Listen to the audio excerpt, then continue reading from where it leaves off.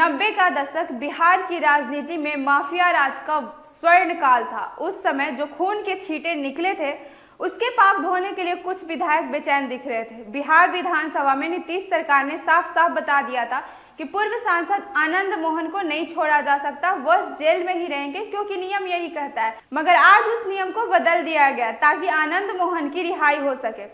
नमस्कार, मैं हूं अमीषा आपके साथ। यह घटना 5 दिसंबर 1994 को हुई थी, जब बिहार के मुजफ्फरपुर में गोपालगंज के तत्कालीन जिलाधिकारी जी कृष्णया की हत्या की गई थी। तब उनकी उम्र महज 37 साल थी। वो 1985 बैच के IAS ऑफिसर थे। उनका जन्म आंध्र प्रदेश के महबूब नगर जिले के एक दलित परिवार में हुआ था। उनका बचपन अभावों में गुजरा था।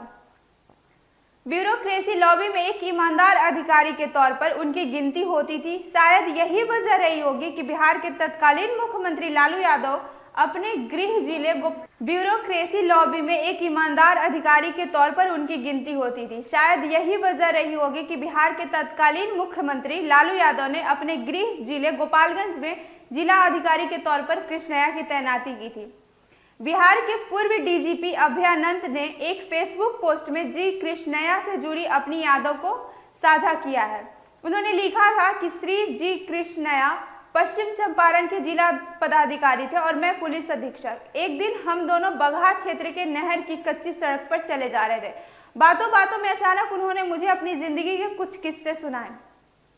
उन्होंने कहा कि उनके पिता रेल के क्लास 4 के कर्मचारी थे। उनकी माँ और पिता के पास बास गीत के पर्चे पर बनी एक झोपड़ी थी। दोनों शिक्षित नहीं थे।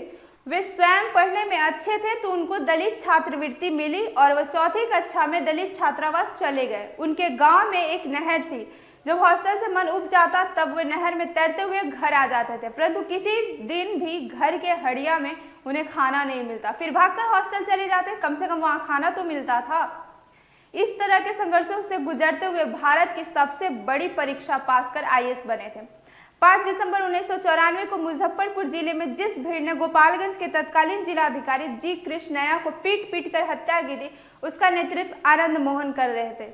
एक दिन पहले 4 दिसंबर 1994 को मुजफ्फरपुर में आनंद मोहन की पार्टी बिहार पीपुल्स पार्टी के नेता रहे छोटे शुक्ला एक दिन पहले 4 दिसंबर 1994 को मुजफ्फरपुर में आनंद मोहन की पार्टी बिहार पीपुल्स पार्टी के नेता रहे छोटन शुक्ला की हत्या हुई थी। इसमें शामिल लोग छोटन शुक्ला के शव के साथ प्रदर्शन कर रहे थे।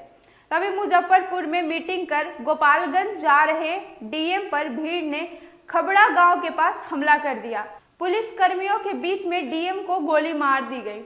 गोपालगंज के तत्कालीन जिलाधिकारी की हत्या में निचली अदालत ने पूर्व सांसद आनंद मोहन को फांसी की सजा सुनाई थी। बाद में हाईकोर्ट ने उम्र कैद में बदल दिया। फिर आनंद मोहन ने सुप्रीम कोर्ट में चुनौती दी, मगर राहत नहीं मिली। पूर्व सांसद आनंद मोहन 2007 से लगातार सहरसा जेल में रहे हैं। इतने सालों में आनंद मोहन की किस्मत ने पलटी खाई।